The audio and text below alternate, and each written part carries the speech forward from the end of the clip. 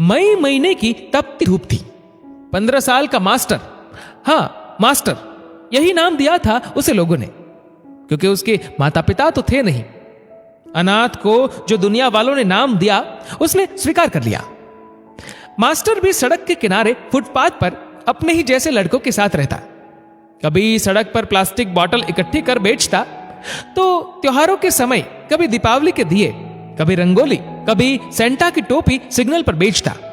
उसके लिए सारे त्योहार खास थे, सभी त्योहार मनाता था। मास्टर के थिंगड़े वाले कपड़े, रूखे बाल, शरीर पर मैल और आंखों में थे कुछ सवाल। मेरा क्या कसूर था?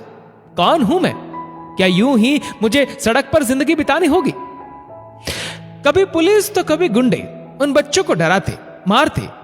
मास्टर को इतना बुरा नहीं लगता। वो हंसते हुए उनकी चोट को सहन कर लेता। उसके दिल को ठेस तो तब पहुंचती जब उसकी ही उम्र का कोई बच्चा अपने माता पिता के साथ मास्टर के पास से गुजरता। तब उसे लगता काश उसका भी परिवार होता।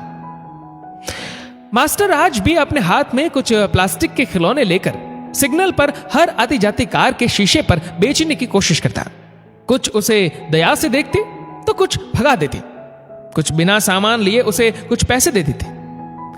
मास्टर आज चिलचिलाती धूप से झुलस सा रहा था। कुछ आराम करने की चाहत में मास्टर फुटपाथ के आइसक्रीम पार्लर के बाहर जाकर बैठ गया। दुकान वाले ने भी उस पर दया दिखाकर उसे बैठने दिया। बंद दरवाजे से भी हल्की ठंडी हवा उसे आराम दे रही थी। तभी एक परिवार अपनी कार से उतर आइसक्रीम पार्लर के करीब पहुंचा। बाहर बैठे मास्टर को देख पिता ने नाक भौं सिकोड़ी और इशारे से उसे हटने कहा। बेचारा मास्टर उठकर कुछ दूर खड़ा हो गया। आइसक्रीम पार्लर का दरवाजा खोल वो परिवार भीतर गया और बेटे के पसंद की आइसक्रीम खरीदी और वहीं बैठ ठंडी ठंडी आइसक्रीम का लुत्फ उठाने लगे। तभी कुछ आवाज ने मास्टर का ध्यान खींचा। उसने देखा कुछ लोग उस परिवार की कार को टॉ करके ले जाने वाले थे।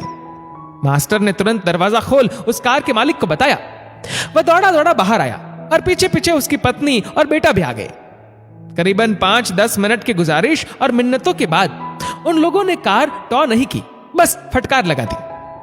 वह शख्स कार में बैठकर अपने परिवार के साथ चला गया। उनके जाते ही मास्टर वापस काम पर लगने ही वाला था कि उसने देखा कि इस दौड़ा भागी में उस आदमी का पर्स जमीन पर गिरा हुआ है। धूप तेज थी और वहां कोई नहीं था। मास्टर ने उस पर्स को उठाया, देखा तो उस पर्स में काफी सारे रुपए थे। 500 के कई नोट थे, कार्ड भी थे। मास्टर उस पर्स को लेकर उस दुकान के बाहर जाकर बैठ गया। कार तो दूर जा चुकी थी। उसके मन में सिर्फ एक ही ख्याल था कि यह पर्स उस शख्स को वापस कैसे दिया जाए, ये जानते हुए भी कि उस पर्स के जो पैसे हैं उसके काफी काम आ सकते हैं। लेकिन उस छोटे से बच्चे के मन में यह गलत ख्याल नहीं आया और वह तुरंत आइसक्रीम पार्लर के अंदर गया और उनसे बोला, यह पर्स उनका था जो अभी यहां आए थे, रास्ते में गिर गया है। क्या आप उन्हें जानते हैं? तो उन्हें फोन करके बता सकते हो, तो उन्हें उनके पैसे वापस मिल जाएंगे। आइसक्रीम पार्लर वाले ने जैसे ही पर्स खोला, उसके दिल में कुछ और ही ख्याल आया कि इतने सारे रुपए और क्रेडिट कार्ड काफी काम आ सकते हैं और किसे पता चलेगा कि यह पर्स किसका था। लेकिन उसके सामने खड़ा मास्टर उसे याद दिला रहा था कि किसी और की चीज को रख लेना सही नहीं होता। आइसक्रीम पार्लर वाले ने तुरंत ही मास्टर से कहा, मास्टर क्यों पर्स वापस देने आया? तू रख लेता, तेरे कितने काम आते ये पैसे। मास्टर ने अपने हाथों को झटकते हुए कहा, क्या कह रहे हो आप? कितने दिन चलते ये पैसे? और जो मेरा नहीं, मैं उसे कैसे रख लूं? अपनी मेहनत से कमा लूंगा। किसी और का पैसा मेरे भले के लिए हो सकता है। देख लो, यदि आपको उनका नंबर मिल जाए तो उन्हें लौटा देना, मैं जाता हूं। ऐसा कहकर मास्टर दुकान से चला गया। आइसक्रीम पार्लर वाले ने उस शख्स के पर्स को ठीक से देखा तो उनका विजिटिंग कार्ड था। उस पर फोन करके उसने बताया कि आपका पर्स पार्लर में है, आकर ले जाइए। शाम होते होते वह शख्स वापस वहां आया और अंदर आकर बोला, अरे भाई, अच्छा हुआ ये पर्स तुमने रखा और फोन करके मुझे बताया। ये पैसे तो चलो ठीक है, लेकिन इसमें मेरे क्रेडिट कार्ड और पैन कार्ड है, जो किसी के हाथ लग जाते तो बहुत नुकसान हो जाता। भाई, बहुत बहुत शुक्रिया तुम्हारा। आजकल ऐसे ईमानदार लोग कहां मिलते हैं। आइसक्रीम पार्लर वाला बोला, ये लीजिए सर आपका पर्स, लेकिन धन्यवाद मुझे नहीं, किसी और को करना चाहिए। दोपहर में जो लड़का बाहर बैठा था उसी ने यह पर्स देखा और तुरंत आकर मुझे दिया। एक बार को तो मेरी खुद की नीयत बिगड़ गई थी सर, लेकिन उसी ने कहा कि जो पैसा हमारा नहीं उसे हम कैसे रख सकते हैं, और तभी मैंने आपको भी फोन किया। यह बात सुन पर्स के मालिक ने पर्स को हाथ में लेते हुए उससे पूछा, वह लड़का कहां है? पार्लर वाला बोला, यहीं कहीं होगा, बाहर दुकान के आसपास ही बैठा रहता है आजकल। बाहर आकर उसने देखा तो मास्टर पास की दुकान में बड़ा पाव खा रहा था। पार्लर वाले ने उसे आवाज देकर बुलाया, मास्टर इधर आ जल्दी, वो पर्स वाले आए हैं, तुझे बुला रहे हैं। मास्टर ने फटाफट वड़ा पाव खत्म किया और जल्दी से हाथ को अपने शर्ट से पोंछा।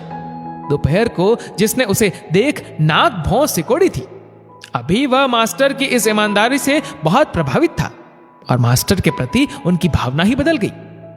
मास्टर के कंधे पर हाथ रख उन्होंने कहा, बहुत बढ़िया बेटा, तुमने यह पर्स लौटाकर बहुत अच्छा काम किया, ये लो 500 रुपए रखो।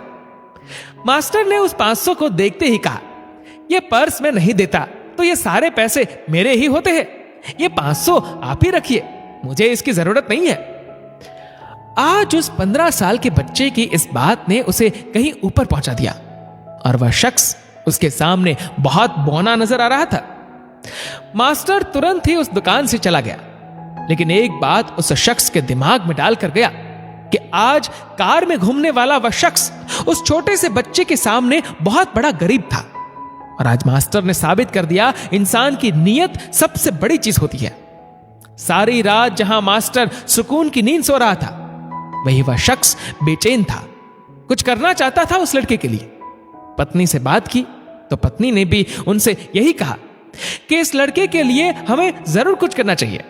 बिना माता पिता का यह अनाथ अपने जीवन में बहुत कुछ कर सकता है यदि मदद का एक हाथ मिले तो।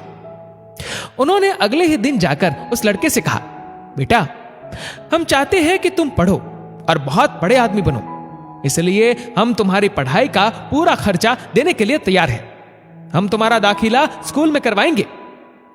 मास्टर बहुत खुश था, वह पढ़ना चाहता था। उसने कहा, आप ऐसा कर सकते हैं तो बहुत अच्छा होगा, और बड़ा होकर जब मैं कुछ कमाने लगूंगा तो मैं आपके सारे पैसे चुका दूंगा।